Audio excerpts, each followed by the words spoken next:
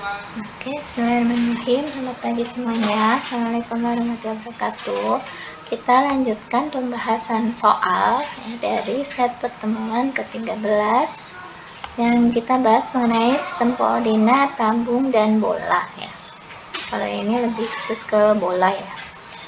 Kita bahas slide halaman 38.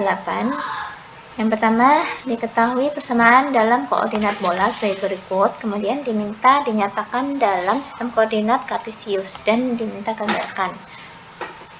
Kemudian soal yang keempat diminta menyatakan persamaan berikut yang dinyatakan dalam kartesius dinyatakan ke dalam sistem koordinat bola dan digambarkan. Oke, kita bahas satu persatu. Dari nomor 3A. Di sini diketahui ρ sama dengan 3, berarti ρ kuadrat sama dengan 9. Kalau kita konversikan ρ kuadrat ini ke dalam X, Y, Z, maka dia akan menjadi X kuadrat tambah Y kuadrat tambah Z kuadrat sama dengan 9. Jadi dia merupakan permukaan satu bola yang berjari-jari 3. Selanjutnya, yang B, theta sama dengan pi per 3.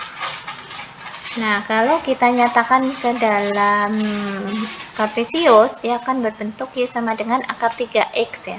Jadi dia kayak berupa suatu bidang datar ya. Bidang datar seperti ini. Jadi ini.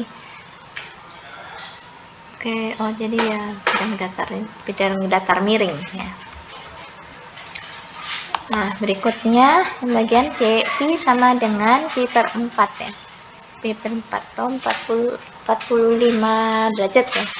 45 derajat. Jadi kalau kita konversikan ke dalam X, Y, Z ya, V tadi kan sama dengan arkos cos dari Z dibagi akar X kuadrat tambah Y kuadrat tambah Z kuadrat sama dengan pi per 4. Kalau kita nyatakan karena ini arkos cos ya, berarti kan cos Z per akar X kuadrat tambah Y kuadrat tambah Z kuadrat ini sama dengan cos dari pi per 4 cos pi per 4 itu sama dengan setengah akar 2. Kemudian ini kita kalikan silang sehingga menjadi 2Z kuadrat sama dengan X kuadrat tambah Y kuadrat tambah Z kuadrat. Kemudian kita nyatakan Z-nya sebagai fungsi dari X dan Y. Jadi Z sama dengan akar dari X kuadrat tambah Y kuadrat sehingga dia berbentuk kerucut seperti ini. Kerucut. Z-nya hanya yang bagian atas saja. Selanjutnya nomor 4A, X kuadrat tambah Y kuadrat tambah Z kuadrat sama dengan 4. Kalau kita nyatakan ke dalam sistem koordinat bola, maka ρ kuadrat sama dengan 4 atau ρ sama dengan 2. Jadi seperti ini. Jadi permukaan bola yang berjari-jari 2. Berikutnya, X kuadrat dikurang Y kuadrat dikurang Z kuadrat sama dengan 1. Kalau kita nyatakan dalam sistem koordinat bola, dia menjadi berbentuk seperti ini. Ya. Atau kalau kita mau sederhanakan juga boleh ya, ini panjang gitu ya. Sedangkan gambarnya ternyata dia berbentuk seperti ini ya. Dia kayak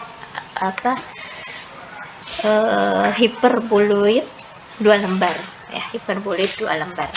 Kita bisa cari titik potongnya pada sumbu X misalkan ya. Kalau pada sumbu X kan berarti Y dan Z-nya ini 0. Jadi X kuadrat sama dengan 1 sehingga X sama dengan plus minus 1 di sini.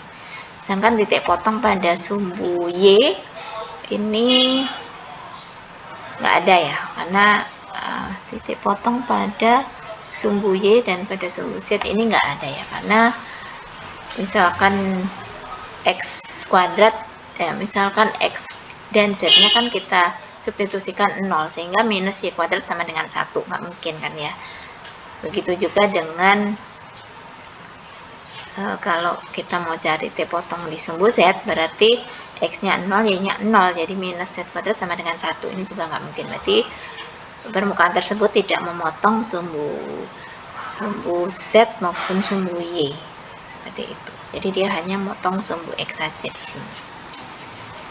Nah, kemudian kalau mau kita cari titik potong pada bidang Z sama dengan 0, kita bisa substitusikan Z sama dengan 0, sehingga persamaannya menjadi X kuadrat dikurang Y kuadrat sama dengan 1 gitu, atau X kuadrat sama dengan Y kuadrat tambah 1. Jadi dia merupakan hiperbola di sini begitu itu.